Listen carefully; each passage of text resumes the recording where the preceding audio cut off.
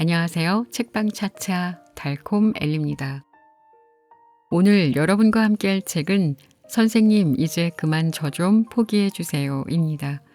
이 책의 작가는 암 환자, 그중에서도 말기암 환자를 위주로 보는 한의사 선생님이십니다. 이 책은 그가 마주한 죽음 앞에 선 환자와 그 보호자들의 이야기를 가슴 아프게 담아내고 있습니다. 누구에게나 환희 가득한 탄생의 순간이 있듯이 세상과 이별을 고해야 하는 마지막 순간이 있습니다. 그 순간이 다가왔을 때 떠나가는 사람의 아픔과 슬픔도 크겠지만 남겨진 사람의 상실과 고통 또한 못지 않을 겁니다. 작가의 말을 일부 소개해 보자면 너무나도 평범한 그들의 과거가 처음에는 버겁게 다가왔다. 하지만 계속되는 대화 속에서 왜 하필 저일까요? 라는 그들의 절망이 들리기 시작하자 버거움보다는 안타까움이 더 커졌다. 그건 암을 진단받은 순간부터 내가 얼마나 살 수 있을까? 라는 두려움을 감당해온 사람들이 버티고 버티다 내뱉은 깊은 절망이었을 것이다. 이 글은 바로 그 안타까움에서 시작되었다. 당신들의 절망감을 잊지 않고 기억하는 사람이 있음을 전하고 억울하고 고통스러웠던 싸움을 세상에 알려 많은 사람의 위로를 하늘에서라도 받을 수 있기를 바라는 마음으로 한자 한자 적어 나갔다. 또 한편으로는 우려를 담아 이런 내용도 덧붙였습니다. 이 글은 환자와 보호자의 아픔을 대변하는 누군가의 언행을 평가하고자 남긴 기록이 아니다.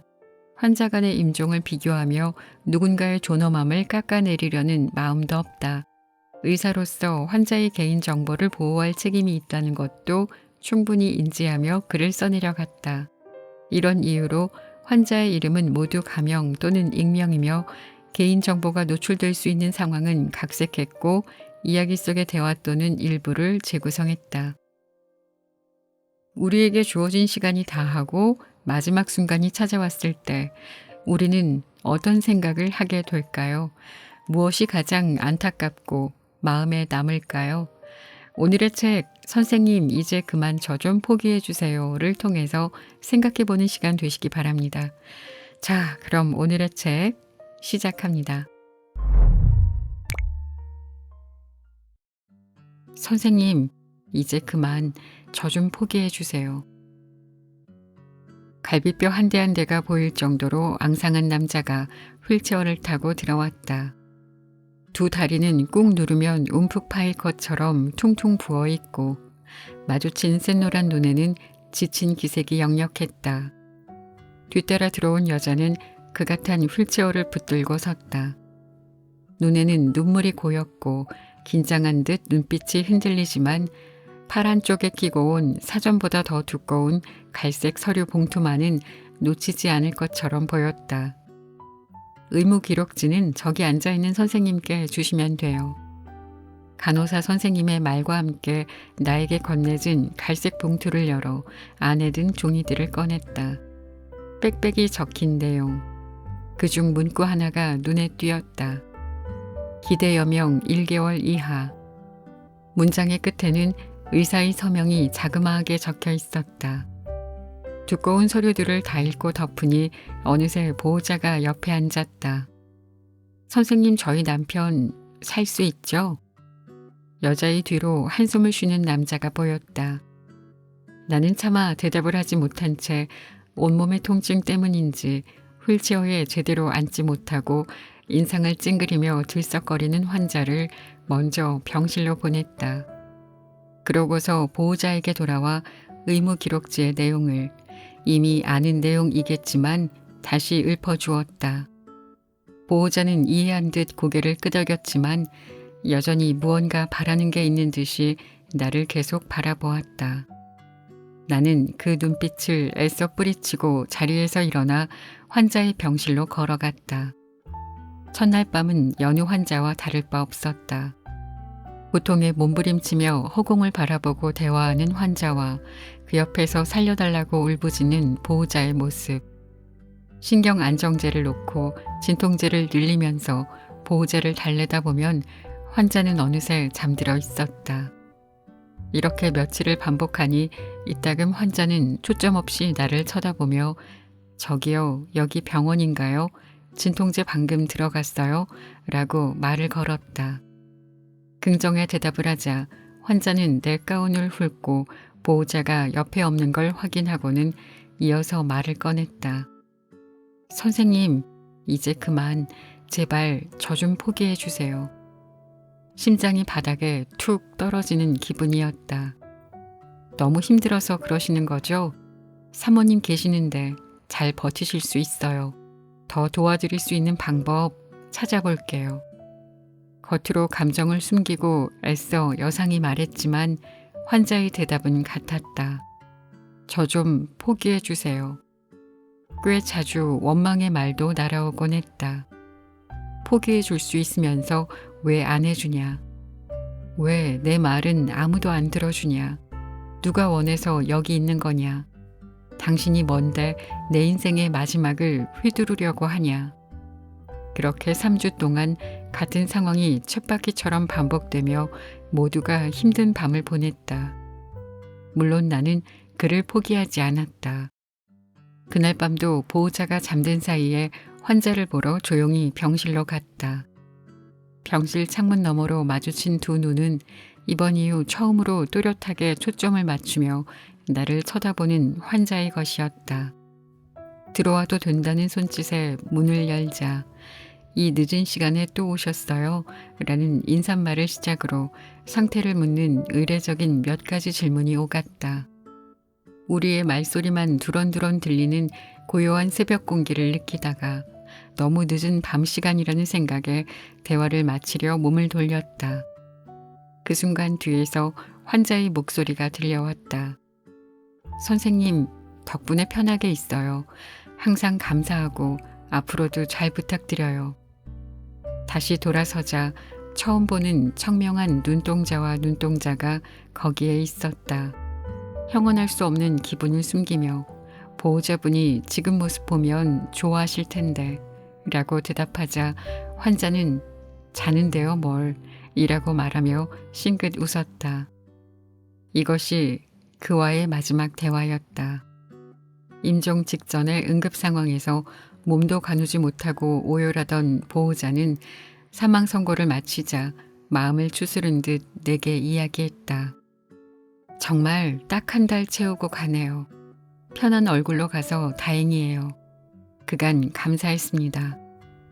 몇 주의 시간이 지나고 보호자가 고맙다는 인사를 다시 하러 왔다며 케이크를 들고 찾아왔다.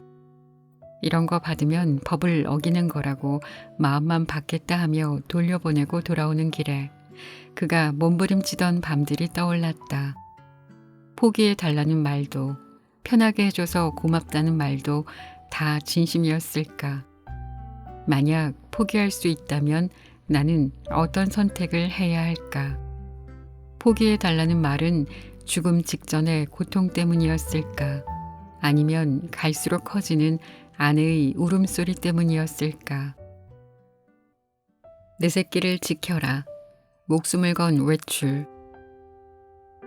돈이 많다고 행복한 것은 아니지만 돈이 없으면 불행하다 라는 말이 있다.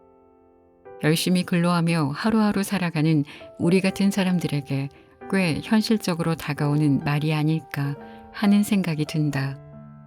죽음을 앞둔 암 환자도 다르지 않다. 죽기 전에는 돈 벌 시간에 가족 얼굴 한 번 더 보지 못한 걸 후회하겠지 라고 많이들 생각하지만 예상과 달리 내가 본 많은 환자가 정신이 혼미한 와중에도 돈 벌러 가야 되는데 라고 중얼거리곤 했다. 그중 가장 돈에 진심이었으며 목숨까지 걸며 돈을 지키려 했던 한 환자의 이야기를 나누려고 한다. 70대 정도로 보이는 남자가 병동문을 열고 씩씩하게 걸어 들어왔다. 입원하러 왔는데 예. 조용한 병원에 오랜만에 울려 퍼지는 우렁찬 목소리였다. 남자는 어느새 스테이션 안으로 들어와 의자에 앉은 채 호탕한 목소리로 말을 이어갔다. 선생님요, 지가 시골에서 서울 올 때 보자기 하나 달랑 들고 와갖고 이제 좀 자리 잡았는데 예.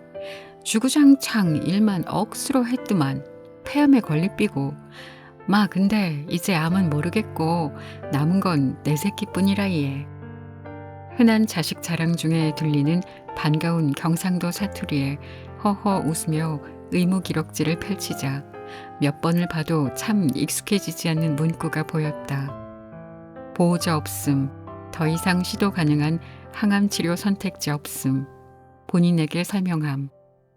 보호자 없음이라는 첫 문장과 여전히 내 새끼 자랑을 하는 환자의 말이 충돌되자 이렇게 자랑스러워하는 자제분이 미처 간병하지 못하는 사정이 있구나 라는 생각이 들었다. 그러자 눈에 보이는 내용과 귀로 들리는 활기찬 목소리의 괴리감이 더 슬프게 다가왔다. 하지만 이내 감정에 사로잡혀 환자를 잃을 뻔했던 과거의 몇몇 순간을 떠올리며 먹먹한 마음을 접어두고 환자의 팔을 붙잡아 바이탈을 쟀다.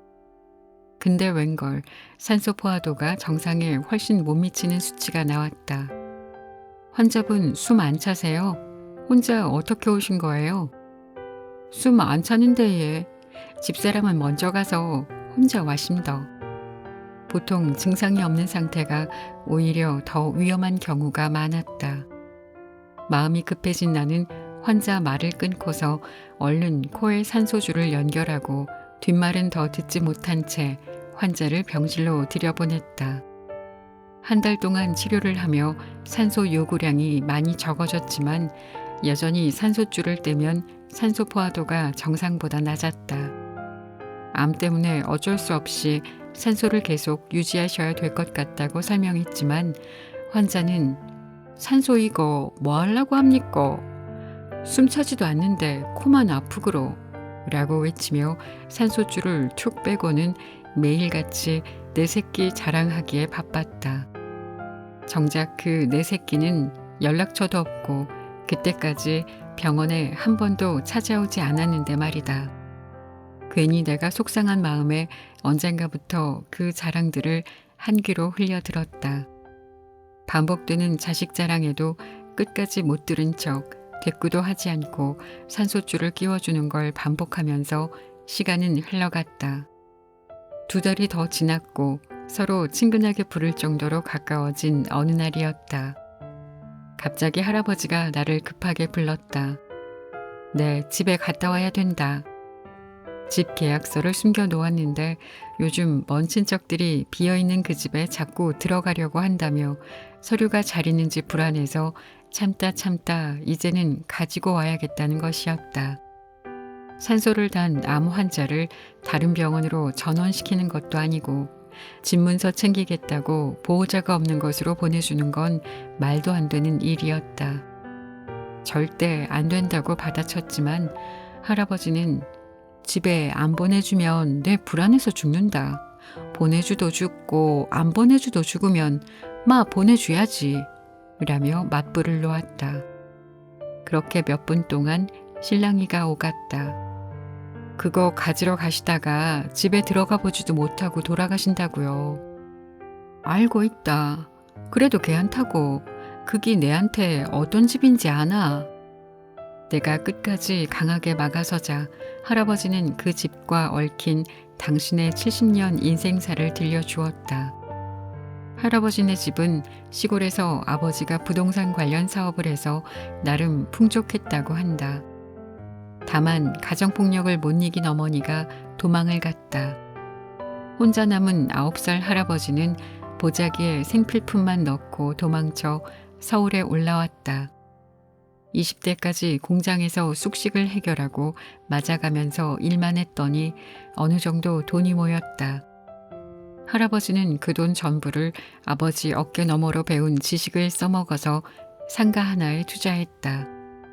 그런데 그게 사기일 줄 누가 알았을까? 다행히 공장에서 평판이 좋아 공장 사장님이 나서서 도와준 덕분에 사기꾼을 감옥에는 넣었지만 돈은 결국 돌려받지 못했다. 그 사건이 인연이 되어 사장의 딸과 결혼을 했다. 마음을 어떻게 표현해야 하는지 보고 자란 게 없어 버는 돈을 그대로 다 모아 지금의 그 집을 사서 아내한테 주었다고 한다. 선물 준 집으로 이사를 왔는데 무리를 했는지 아내는 집을 제대로 보지도 못하고 몇 개월 동안 삭신이 쑤신다는 말만 일삼았는데 알고 보니 뼈에 전이가 된 유방암 때문이었다. 아내는 몇 달 뒤 세상을 떠났다. 충격을 받은 할아버지는 더욱 일에만 매달렸다고 한다. 점점 쌓여가는 돈을 쓸 곳이 없어서 아내를 생각하며 집만 꾸미면서 살아왔다. 그러던 어느 날 정기적으로 하던 건강검진에서 몇십 년 동안 계속 흡입해온 공장에서 다루던 물질 때문에 폐암이 생겼다는 말을 들었다. 선생님요, 내가 죽을 때 이 집을 못 들고 가는 걸 몰라서 이러는 것 같나? 거는 내가 집사람한테 처음으로 좋은 거 사준 기다. 근데 그것도 제대로 못 누렸고 내도 쎄 빠지게 일한 대가로 지금 이러고 있다 아이가. 그 집이 내 인생에서 유일하게 남은 증거물 아이가. 내가 열심히 살았다는 증거. 우리 집사람이 있었다는 증거. 이렇게 빼앗기면 내 죽는 기다. 가다가 죽더라도 내가 시도는 해봐야 한이 없지 않겠나. 이 마음 이해 못하나. 이 말을 끝으로 할아버지는 그날 오후에 바로 퇴원했다. 70년의 인생 이야기에서 매일같이 자랑하는 자식 이야기는 왜 빠졌는지 의문이 잠깐 들었지만 환자의 목숨을 담보로 실랑이를 벌이다 퇴원 준비를 빨리 해야 하는 긴박한 상황이라 이내 곧 머릿속에서 사라졌다. 정말 목숨을 걸기라도 했는지 할아버지는 내가 법적으로 문제없는 퇴원을 위해 내민 수많은 정없는 조건에도 반박 한 번 하지 않았다. 외출 중 사고는 병원 책임이 되므로 외출이 아닌 퇴원으로 나가실 것. 퇴원의 위험성, 특히 갑자기 임종할 수도 있다는 위험성을 숙지한 채 환자 의지로 퇴원했다는 사실을 증명하는 자의퇴원서를 작성하고 가실 것. 집이 왕복 2시간 거리이므로 2시간 지나도 연락 없으면 병원에서는 연락을 취하지 않을 것 등 나를 보호하기 위해 선을 긋는 통보였다. 오이야 오이야 하면서 동의서의 서명을 마친 할아버지는 내 손에 체크카드를 쥐어주고는 이 한마디를 남기고 병원을 떠났다. 가다가 죽었는데 병원에 못 낸 돈이 있을 수 있으니 알아서 하라. 내 생애 가장 긴 2시간이었다. 할아버지는 전화를 걸어도 받지 않았다. 서류상으로는 방어를 다 해놓았으니 문제될 게 없다고 되뇌었지만 카드를 쥔 손에서 식은땀이 배어났다. 심장은 미친 듯이 쿵쾅거렸고 두 다리는 1층 병원 입구에서 도저히 가만히 있지를 못했다.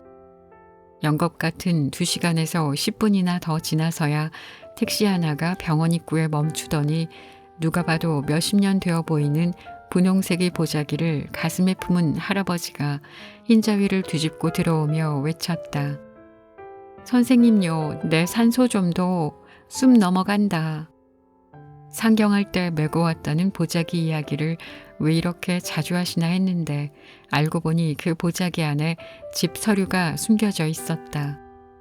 병원에 얼굴 한번 비추지도 않았던 내 새끼는 사람이 아닌 마침내 다시 당신 품속에 넣어온 그 집이었다. 그리고 그 집은 서초동 소재의 아주 넓은 단독주택이었다. 갑자기 할아버지의 행동이 더 이해되는 순간이었다. 자식은 반복된 유산으로 인해 처음부터 없었다고 한다. 마침내 집문서를 손에 쥔 할아버지는 마음이 편해져서인지 1년 가까이 입원하면서 더 기운을 차렸고 그 1년 사이 신약 항암제가 개발되어 항암 치료를 다시 받았다. 신약에 대한 반응이 매우 좋아 대부분의 종양 크기가 줄어서 절제 수술도 받았다. 지금은 한 군데에만 암이 있는데 크기가 몇 년째 커지지 않아서 검사만 꾸준히 하고 시골에서 농사를 지으며 여생을 보내고 있다. 가끔 생각나면 전화를 거는데 그럴 때마다 선생님이 내 살린 거 알제? 근데 거 집에 보내줄 거면 땡깡 지기지 말고 진즉에 보내주지. 그건 지금도 좀 미안하제? 라고 이야기한다. 물론 이 할아버지를 살린 건 항암 치료고 그마저도 극히 드물게 매우 기적적인 경우다. 발을 동동 구르던 2시간 10분의 순간으로 돌아가면 지금도 이유 모를 화가 불쑥 올라오곤 한다. 하지만 한편으로는 그분이 어떤 마음으로 인생을 살아왔는지 가늠이 되지 않는다. 그건 아마 가늠할 수 없는 넓이와 깊이일 것이다. 예쁘게 죽게 해주세요. 환자 티 안 나게. 선생님이 우리 언니였으면 좋겠어요. 지금 내 앞에 산소 마스크를 쓴 채 눈을 감고 누워있는 20대 초반의 환자가 지난주에 나에게 했던 말이다. 말기 초장암이었다. 젊은 여성이 많이 걸리는 암은 아닌데 어쨌든 이 환자는 그랬다. 처음 진료실에 왔을 때 환자는 말했다. 입원하면 엄마가 옆에 상주에 계실 건데요. 예쁘게 죽게 해주세요. 환자 티 안 나게. 그 말을 한 딸을 혼내며 진료실에서 쫓아내버린 보호자는 사정을 말해 주었다. 어릴 때부터 꾸미는 걸 좋아하던 아이였다고 한다. 유치원에 엄마가 입혀주는 대로 입는 아이가 있는가 하면 엄마 오늘은 이 머리띠하고 갈 거야 라고 말하며 분홍색 머리띠를 들고 오는 아이도 있다. 딸은 후자였다. 공부를 시켜야겠다는 생각도 없어서 아이가 좋아하는 걸 하게 놔두었더니 좋아하는 것을 잘하는 것으로 만들 줄 아는 똑똑한 딸이기까지 했다. 수능이 끝나자마자 뷰티 크리에이터를 했다가 쇼핑몰 모델도 했다가 소품 파는 사업도 척척 해내던 딸은 본인이 하고 싶은 걸 하면서도 엄마 속 한번 안 썩였다고 했다. 딱 하나, 호기심에 시작한 담배를 끊지 못하던 것만 빼면. 그랬던 아이가 흔치 않게 췌장암에 걸린 것은 몇 년 전 같은 암으로 세상을 떠난 남편의 가족력도 있을 것이고 끝끝내 아이의 담배를 끊게 하지 못했던 본인의 잘못도 있을 것이라고 보호자는 말했다. 오래 사는 것도 안 바라고 그냥 입원하는 동안 아이 원하는 대로 하게 해주세요. 엄마와 면담하는 동안 진료실 밖 의자에 앉아있던 딸은 엄마가 진료실에서 나와 수납을 하기 위해 잠깐 자리를 비우자 슬쩍 진료실로 다시 들어왔다. 엄마가 뭐래요? 또 자기도 따라 죽고 싶대요? 아니, 딸이 원하는 대로 다 해주라고 하시던데. 아, 그냥 예쁘게 죽게만 해주세요. 막 아픈 티 나는 거 말고. 옆에 있을 엄마가 덜 속상해했으면 좋겠어요. 엄마는 저 예쁘게 있는 거 좋아하거든요. 진료실에서 보였던 씩씩한 모습만큼 몸 상태도 괜찮았으면 하는 희망을 품었는데 입원하자마자 한 검사 결과는 굉장히 좋지 않았다. 말기 초장암에서 이 정도의 결과면 병색이 완연하게 나타나는 것이 일반적인데 이 환자는 얼굴이 뽀얀 게 하늘도 딸의 효심을 그리고 엄마의 애타는 마음을 가엾게 여기고 있는 듯 했다. 딸이 원하는 대로 다 해주세요 라는 말은 착실히 지켰다. 혈액 검사를 하기 싫다고 말하는 날에는 건너뛰었고 지하 1층 병원 푸드코트에서 밥을 먹어보고 싶다는 말에 같이 가서 먹었다. 입술이 터서 껍질을 뜯고 있는 날에는 립밤을 건네주었고 퇴근 전 향수를 뿌리고 잠깐 얼굴 보러 갔더니 향이 완전 자기 취향이라길래 같은 걸 사서 가져다 주기도 했다. 이토록 내가 엄마의 부탁을 어떻게든 지키려고 한 것은 딸의 부탁이었던 예쁘게 죽게 해달라는 말은 들어주지 못할 것 같았기 때문이었다. 췌장암이 간의 전이가 되어서 담즙 배출을 막고 있던 터라 환자의 눈이 점점 노래지고 있었다.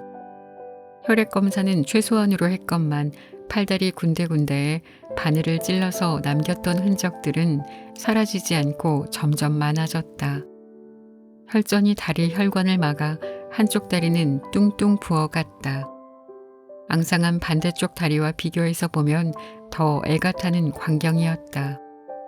부탁을 들어주지 않은 것에 대해 한 번쯤은 비난을 들을 거라 생각했는데 환자는 항상 쌤 오늘 눈썹 잘 그림? 쌤 머리 안 감았죠? 같은 장난만 쳐왔다.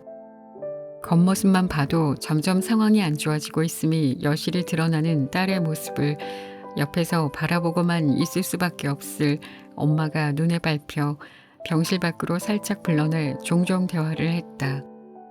이런저런 설명을 할 겸, 안부도 물을 겸, 아이가 원하는 건 더 없는지 물을 겸, 그리고 마음의 준비를 하시라는 말을 하기 위해 주고받는 대화였다. 엄마와 내가 함께 있는 모습을 본 아이는 엄마가 쌤 됐다 좋아하네요 라고 말했고, 엄마는 아이가 선생님은 엄청 잘 따르는 편이에요 라고 말했다. 어느 날 밤 병실 문을 열었더니 지쳐서 깜빡 잠이 든 엄마와 그런 엄마를 물끄러미 바라보고 있는 딸이 보였다. 왜 안 자고 있어? 그냥요. 아까까지 엄마가 저 자고 있는 줄 알고 또 울더라고요. 선생님이 우리 언니였으면 좋겠어요. 그럼 우리 엄마가 덜 속상할 텐데. 분에 넘치는 말을 들은 느낌이 들어 대답은 하지 못하고 환자를 토닥토닥 두드려만 주다가 잠이 든 것을 확인하고 병실에서 나왔다. 그러고서 오늘이다. 아침에 콜이 왔다. 선생님 77호 환자 멘탈 체인지 있고 바이탈 흔들려요. 스투퍼입니다. 떨어진 산소 포화도에 어쩔 수 없이 산소 마스크를 씌워 주었고 의식을 잃은 터라 소변줄을 넣을 수밖에 없었다. 환자가 부탁했던 모습에서 멀어진 지는 이미 오래였다. 지금 환자의 엄마는 딸의 손을 붙잡고 주기도문을 외우고 있다. 방금 전 보호자에게 오늘을 넘기기 힘들 것 같다고 말씀드렸기 때문에 지금 올리는 기도는 딸의 안녕을 위해서이기도 하고 당신의 두려움을 극복하기 위함이기도 할 것이다. 눈물을 흘리며 딸을 떠나보낼 준비를 하는 보호자의 모습에 아버지를 떠나보내던 우리 어머니의 모습이 겹쳐지는 슬픈 날이었다. 오늘은 평소처럼 재미있게 들으셨냐? 라고 여쭐 수가 없네요. 어떤 이별도 어떤 죽음도 즐겁거나 아름답거나 그런대로 괜찮을 수 없다고 생각합니다. 그저 슬프고 안타깝고 가슴 먹먹해지고 아쉬움이 남을 수밖에 없겠죠. 어쩌면 우리는 나의 죽음보다 내 가까운 사람들, 내가 사랑하는 사람들이 세상을 떠나는 것이 더 가슴 아플지도 모르겠습니다. 마지막 순간이 왔을 때 나는 어떤 모습일까, 어떻게 죽게 될까도 참 여러 번 생각을 해봤던 문제인데요. 기왕이면 저도 예쁘게 깨끗한 모습으로 죽을 수 있으면 좋겠다라는 생각을 했습니다. 나야 죽어버리면 그만이겠지만 남겨진 사람들이 덜 슬프게, 덜 아프기를 바라서 말입니다. 그런데 오늘 이 책을 읽고서는 어떤 모습이든 어떤 상황이든 덜 아프거나 덜 슬플 수는 없겠다라는 생각이 드네요. 오늘도 함께 해주셔서 감사합니다. 지금까지 책방 차차 달콤 엘리였습니다.